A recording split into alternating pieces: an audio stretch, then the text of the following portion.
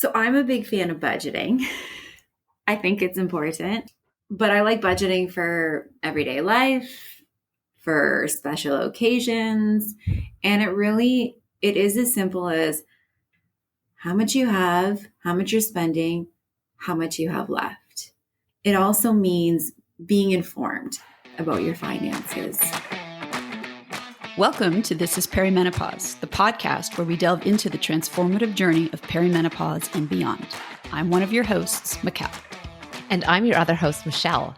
And we know firsthand how confusing, overwhelming, and downright lonely this phase of life can be. Join us as we share real-life stories and expert advice to help you navigate this journey and advocate for your best health. We used to think menopause signaled an end, but really, it's just the beginning. I'm so excited to introduce today's guest and a personal friend, Lisa Moraitis. Lisa is a chartered professional accountant and a partner at Zebroski and Associates. She's a mom of 2 fabulous girls and an active volunteer in her community. Why we're so excited to have Lisa on the show today is that if anyone can make the topic of finances less daunting and budgeting less boring, it's Lisa. And she has a ton of great advice to bring you more clarity and confidence, and even a little fun when tackling your finances. Because Lisa's expertise isn't just about balancing numbers. It's about finding the balance between enjoying life and making smart financial choices. Hey, Lisa, welcome. Hi, Michelle. It's great to see you. How are you? Good. Nice to be here. Thanks for coming. I know the two of you haven't met yet. So Lisa, I'd like to introduce you to my co-host, Mikkel. And Mikkel, Lisa and I know each other from the neighborhood and our kids go to school together. Nice to meet you. Nice to meet you too. Thanks for joining us today. My pleasure. Lisa, accounting is part of your family. Did you become an accountant because you were around it all your life, or was there something special that attracted you to it? Why did you choose accounting? I would say anything but, to be honest. I would say because my family was in accounting, it was absolutely the last thing that I wanted to do. So, but you know what? My dad did tell me, he's like, you know what? You need to take an accounting course in high school because no matter what you end up doing in life, it will benefit you. So I did. I listened to him. It was good advice. And then honestly, I found out that I really liked accounting and I was good at it.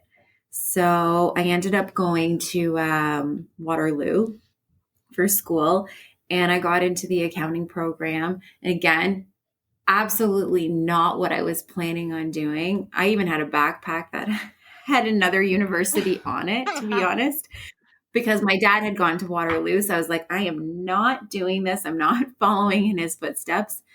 But I still remember when I received a handwritten letter basically saying, you've been accepted to the accounting program at Waterloo. And it's a prestigious program. Yeah. And it was at that point that I realized, you know what? It is accounting that I want to do. So that's how it all kind of started. So I started at a larger firm and now I moved to a smaller firm about 15 years ago. And so now at this point, I'm the managing partner of a small firm in the area. And I like it. I feel like every time we're out, someone inevitably asks you an accounting question. And some of them are really way out there. Like we have a friend who was asking how to write off her Gucci briefcase without getting in trouble with the CRA. But I feel like you're always offering some advice. And so I feel like you have a bit of a passion, obviously, if you're doing this, but passion for this. Can you tell us a little bit about what if you're in midlife and you don't have any financial literacy? How do you start acquiring those skills?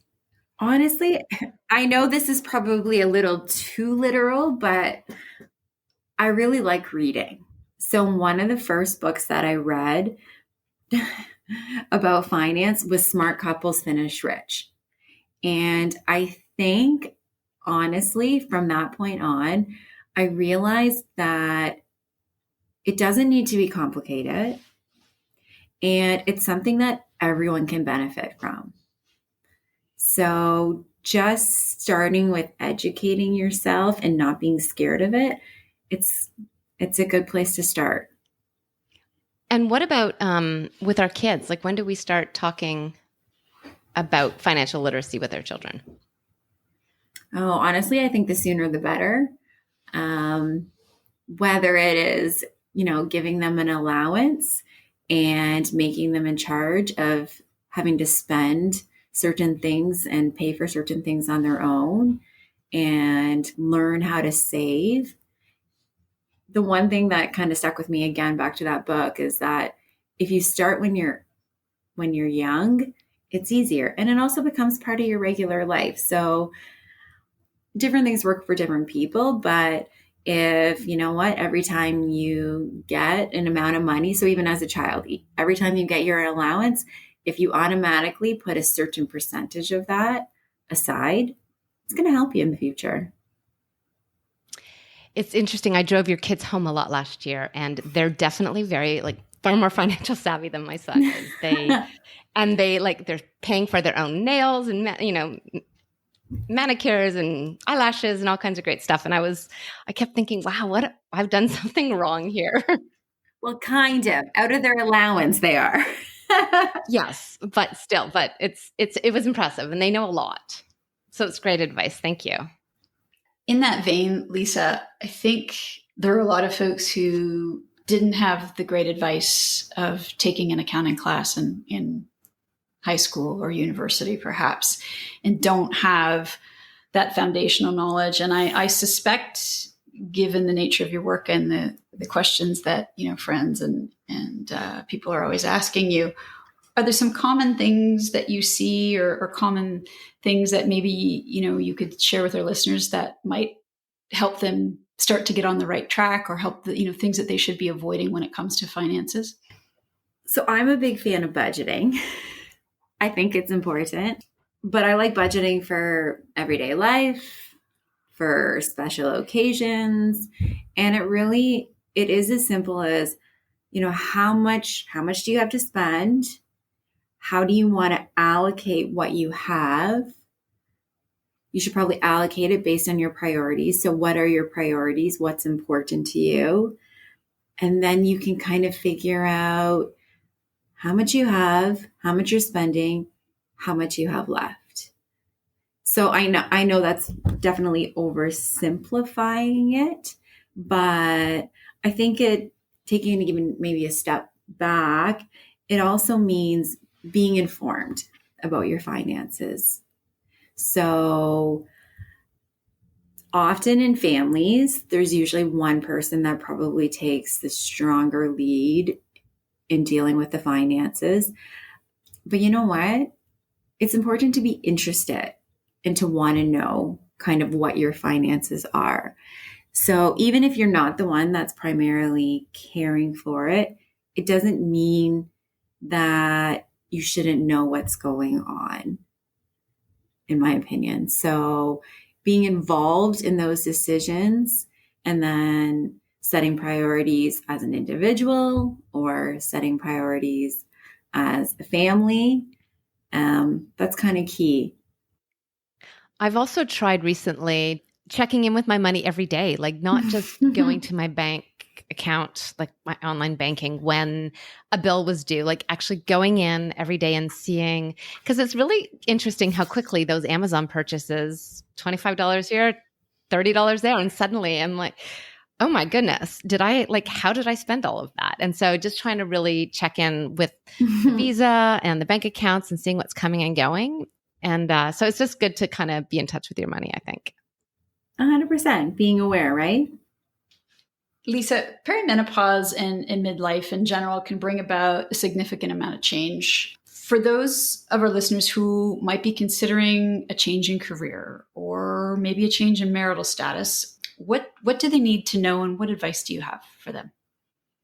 So I think the first thing, and this kind of goes back to being informed and being interested, I think you need to know your family finances. You need to know whether or not your family can afford a career change, because sometimes if you embark on a new career, There are certain costs, like education costs that might come with it. Or it could be that, you're leaving a consistently paying job. Can your family afford to do that? Like, can you still cover your family expenses? Can you leave a job and start a perimenopause Yeah, media that's company right. and not make any money for a year? Right. So, but you need to be able to take inventory of where you are at in order to be able to make that decision. And you need to be able to have discussions with the people that are involved in your finances to know whether or not that's a sound decision to make or not. Same thing with if you're making, potentially a marital change. Again, I think it's important to kind of know where your family is at and ask those questions and find out those things about our family finances. So, for example, and we see this all the time, even with stuff like filing your taxes. Usually there's one person in the family that is responsible for everybody in the family. If there's an issue, they're the ones that follow up. So, not that you have to be the person that's primarily responsible for that, but just be an active participant in it, as opposed to just kind of sitting back and not knowing. Another thing that I think is important also has to do with just having an inventory of your key documents.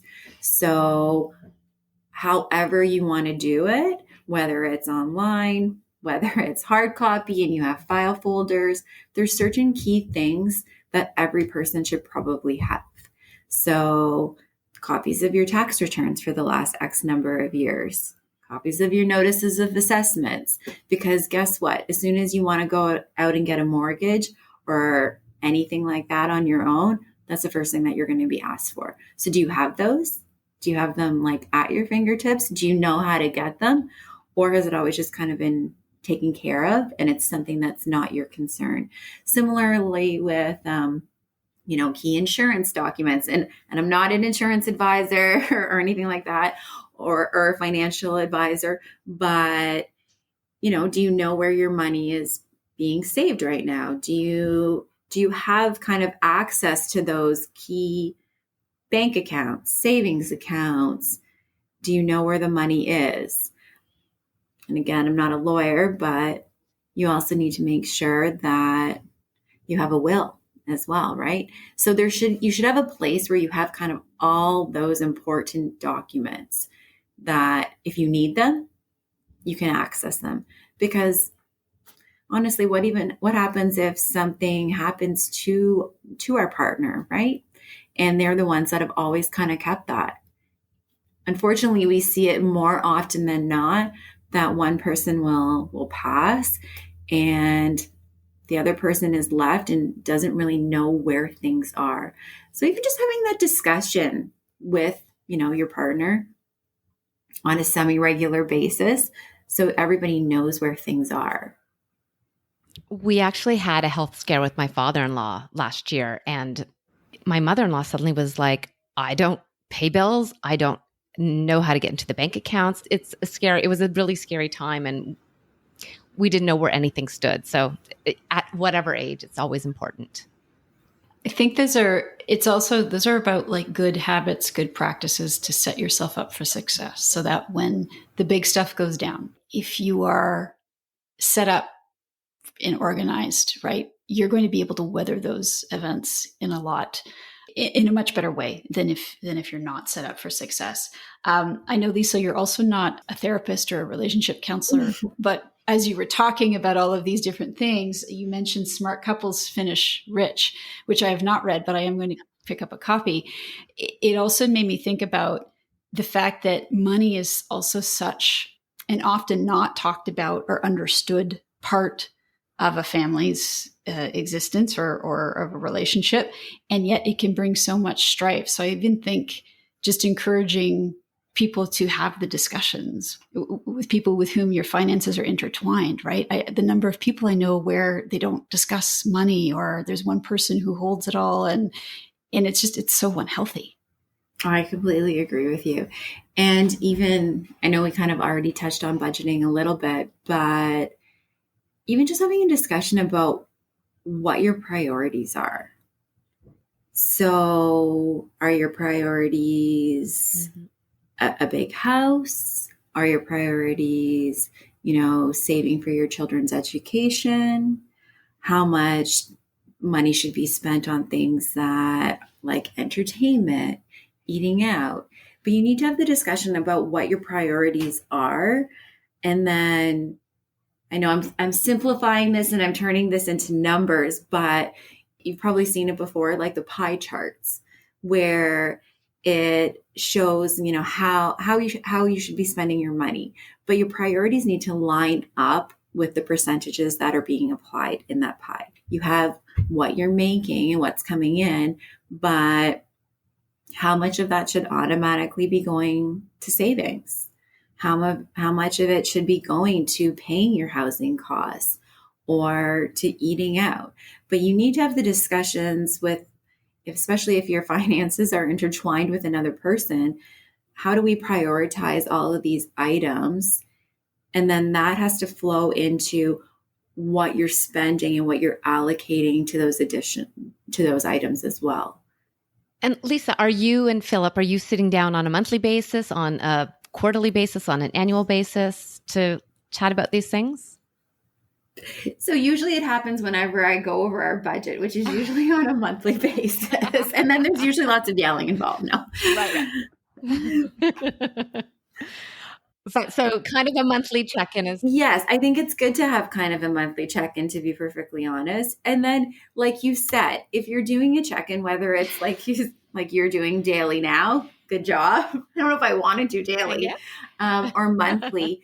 You're often surprised to see how much you're spending in certain areas.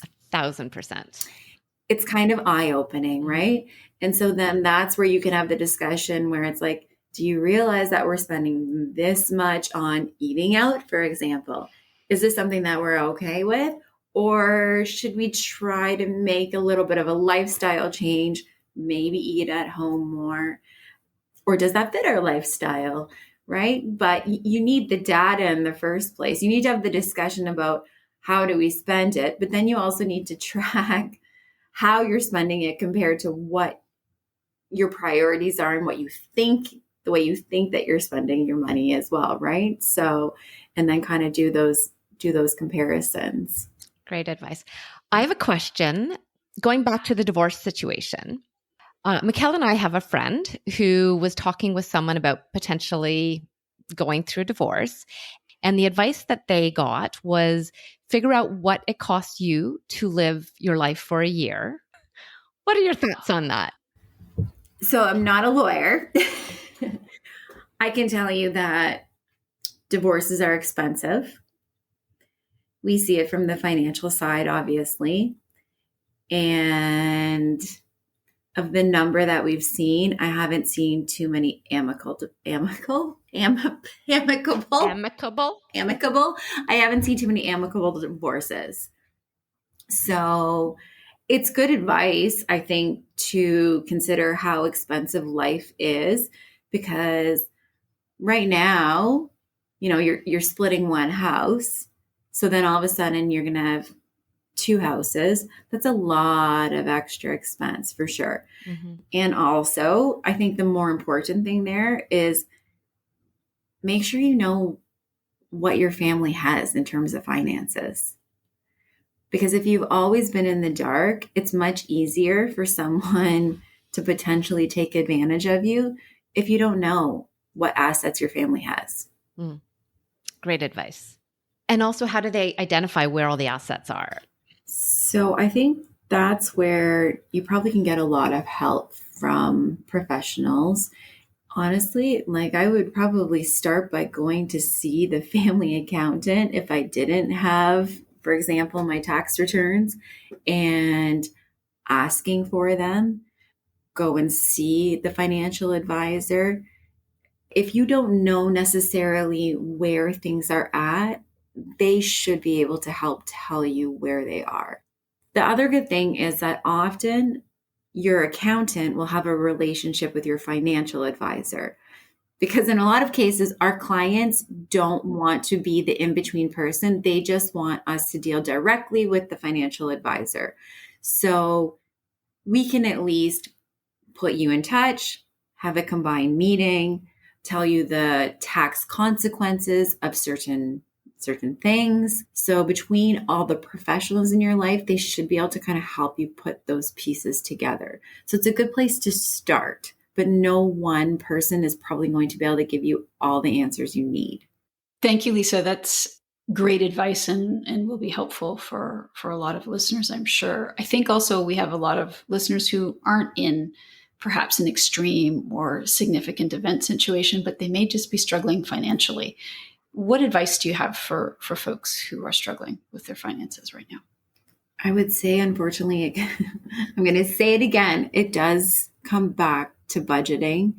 And sometimes it requires making hard choices. So if you're living beyond your means, you have to figure out what's truly important to you and kind of make those hard decisions. I'm not an expert in this, but I do think that there's a huge benefit to debt consolidation.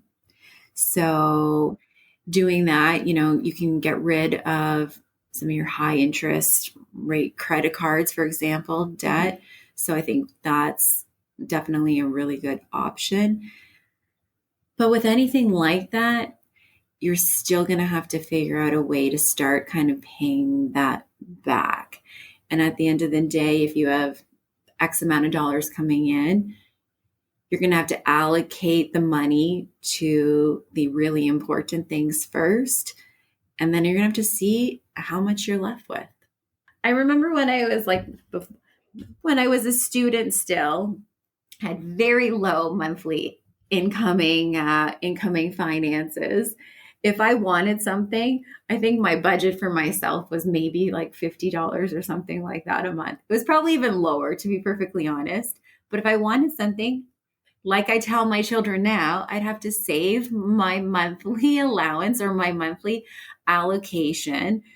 That's basically what I'm saying. I'm saying now, hopefully, the limit will increase in time, but that's basically what you have to do, which is why I make my kids pay for their nails. Well, and I think that's a great practice. I'm wondering, I mean, you said you're a big fan of Excel. Do you have a template? I do. That you could share? I definitely do. And we could just share a blank one with our listeners, right? Because I'm sure there's all kinds of apps and tools and things you can buy. However, I'm a former banker. I also love Excel. There's something just, it's simple, it's easy, it's not that intimidating. You don't have to build formulas or anything. So if you would share that, I think that would be fantastic. Sure. Yeah, sure. No problem. I might start using your budget. Your budgeting tool, not your budget, but your budgeting tool. I think this also really plays really nicely in the fact that the holidays are fast approaching. And I know it's going to come down to budgeting again, but I'm curious, do we have a gift allocation bucket for the year, or how does that work? How do we make our holiday spending a little less? What is the magic there? So I actually have a line item in my budget that's called gifts. You do? Okay. Because things come up during the year. So whether it's, a special occasion, it's a holiday, or you're invited to a certain number of weddings, or you have a certain number of people that you want to buy gifts for at a certain time in the year. Again, I do have a line item for that. And it's one of the items that at the end of the day, my budget can't be in the red. So I try to plan, and this is going to sound really geeky, but I try to plan my gift budget for the year. So I have a gift line item, but separately I have, okay, this is what I figure on average I'm going to spend. These are the events that I'm going to want to spend a certain amount of money, and then it's allocated right in my budget. And another thing that I find helpful, so sometimes we have larger expenses that come up. So I personally have separate savings accounts where every month, if I've allocated, let's say $100 a month to gifts, and I don't spend that, then I'll move the $100 to a savings account. That way it's sitting there. That way it doesn't just unfortunately get spent on something else. So then when I do have, let's say in the later half of the year, a larger expense item, I have the money sitting there because I've been saving it every month. So I do that for stuff like property taxes because, you pay your property taxes quarterly. So same thing. But in my budget, because it's monthly, you have a certain amount that is allocated to property taxes every month. I move it directly into a different savings account so that the money's kind of sitting there. That way, when I have to pay the property tax bill, it's not a big deal. I'm the type of person who likes things automatically happening, though. It works better for me. So even savings, I like when it's an automatic transfer every month. And so say, you know what, you're back at kind of square one and you feel like you're starting fresh. Most of us can find $20 a month. Start putting the $20 into a savings account and it'll add up. Well, I think too, it's much easier to build the habit, right? If you start with small amounts. It's much easier to find a small amount than it is to find a large amount. That's why I like the small amounts. If you go too big, it's going to be much harder to be consistent and to hold that commitment. 100%. That's great advice. This is just sidebar for me to know. So you have this automatically set up, like each month, $200 goes from your joint checking into your joint savings. And then when you need to pay your taxes, you pull it out. So for the way I have it set up, I have certain things that are automatic. So this kind of goes back to the book that I mentioned at the very beginning, Smart Couples Finish Rich. And there's a Smart Women Finish Rich too, as well, by David Bach. But one of the big takeaways that I had from his book that I read over 20 years ago was pay yourself first. So I started way back when I was still in university and had very little money. I put a very small amount automatically. It just went into an RRSP account. And then obviously as life changes, if you're making more money, you obviously would increase that because it should still be kind of like a percentage. So those transfers to this day are still automatic. They just monthly, they go out of my bank account. The other thing for me was just, if the money is sitting there, sometimes it gets spent. So that being the case, I know that is the case with me. So I do better if I do it myself. If I just monthly move over a certain amount in anticipation of larger expenses coming up, then when I pay that large expense, the money's already there. I don't do transfers for as many things now at this point, but for something that is going to be still a larger expense, like property taxes is a good one. Anything that you're kind of paying on annual basis as opposed to a monthly basis. But if your budget's done on a monthly basis, it's a large expense. I just move it from a checking account to a high interest savings account. And I'm also making a little bit of money that way, especially now that the interest rates are a little bit better if you're saving. Moving into that high interest savings accounts, not a bad idea. So you've mentioned going to the family accountant, the family financial advisor, etc. For those of our listeners who don't have those kinds of professionals helping them with their finances, maybe you could tell us a little bit about the benefits and why someone might want to consider having professional help when it comes to managing their money. I think anytime you have a major life event, I definitely think it's helpful then, just because it's not something you're navigating on a regular basis. Whether everybody should have an accountant, everybody should have an investment advisor, whether everyone should have a lawyer, it is kind of a matter of personal preference. I don't think everyone has to. I think it has to fit your situation still at the end of the day. There's a lot of people that their taxes are simple enough that I probably wouldn't recommend going to see an accountant. But if you have any type of complexity, that's where I think it's beneficial. And in general, sometimes doing things correctly and knowing that it's done correctly, it's worth the cost that you're going to pay a professional to do it. And if there is any follow-up where, maybe you go through a CRA audit or something like that, you have someone there to help you and support you and make sure that it goes smoothly. So it comes down to like how much you like doing certain things on your own. Like we have some clients that pretty much do their taxes and then bring them to us, but they like doing them. So, and so that's the case. You know what? And some of the online programs, if your taxes are reasonably simple, you probably can do them yourself. It's when it's a little bit more complicated that chances are you're going to save more or you're going to be in a better position that it's worth the cost. So I think with anything, it's a cost benefit analysis at the end of the day. Like I know pretty sure you can do a will online. So I think it's important to have a will, obviously, but I'm not a lawyer. I'd rather pay a lawyer to do the will for me. And then I also know that it's done correctly. I think it really comes down to personal preference. Can you give us a few examples of what complexity might look like?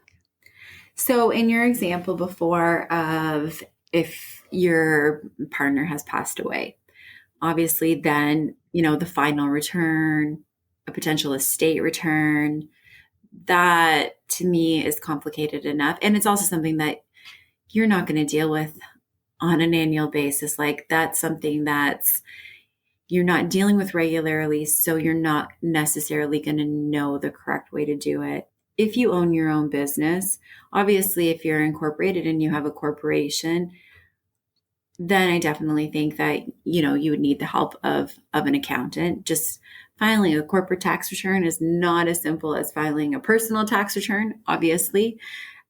But even if you have your own business, just reporting that on a personal tax return is a little bit more complicated. If you own even one rental property, there's additional complications there, I would say. Even if you're all slips, but you have a lot of investments, to make sure that you got all of those and that it was all correctly recorded and reported, I think that that's a situation where it's complex enough.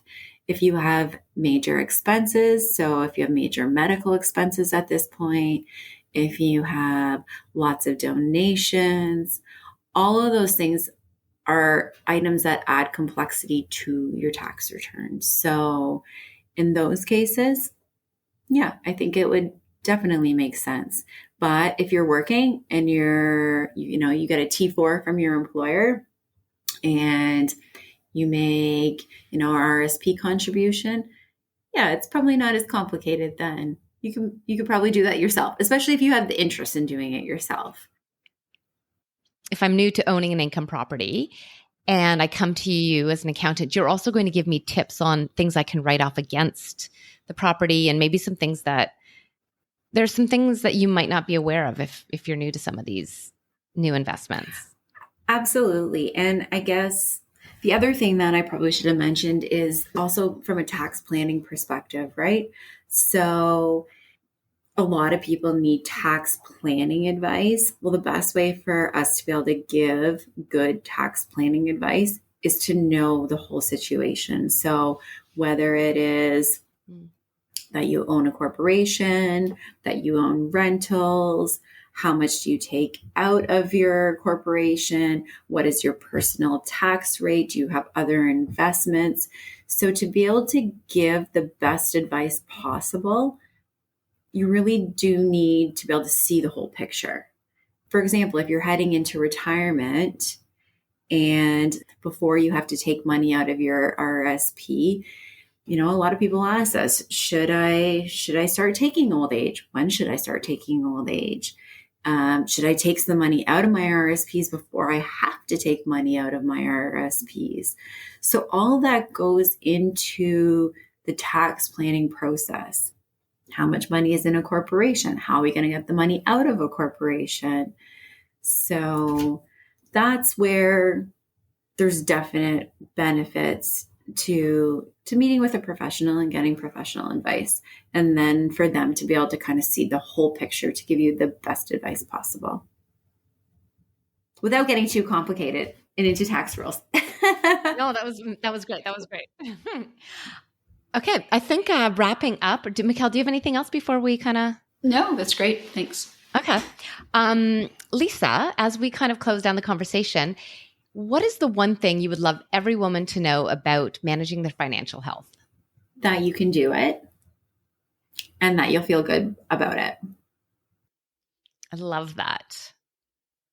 Because it is really, really intimidating. I feel like I've had an accountant for years, and still every time I need to speak with them, I get a little bit sweaty and overwhelmed. And having this conversation with you has been amazing because it's just, you've really made it simple, and I feel a little bit like I know some more, I know a little more, and hopefully my next conversation next year, I'll be like, hey, I got this.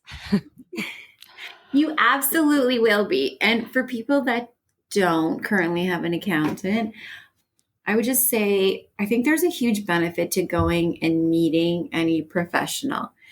It doesn't have to be in person. It can be over Zoom, but I truly believe you need to be a good fit, and it needs to be someone that you can talk to and that you can ask questions of without feeling intimidated, and also feeling that, you know what, they're going to give you answers that are going to be good for you. So definitely, if you are seeking out a professional in any way, I'd say put the time and effort into finding someone that you will be able to work well with. Great advice. Thank you so much, Lisa. It's been so much fun. We love this. Thank you so much. Thanks for having me. Thanks so much for listening to the show. If you like what you hear, please take a moment to rate and subscribe to our podcast. When you do this, it helps to raise our podcast profile so more women can find us and get a little better understanding of what to expect in perimenopause. We also read all the reviews, the good, the bad, and the ugly, to help us continuously improve our show. We would love to hear from you. You can connect with us through the podcast, on social media, or through our website. Our information, as well as links and details from our conversation today, can be found in the show notes.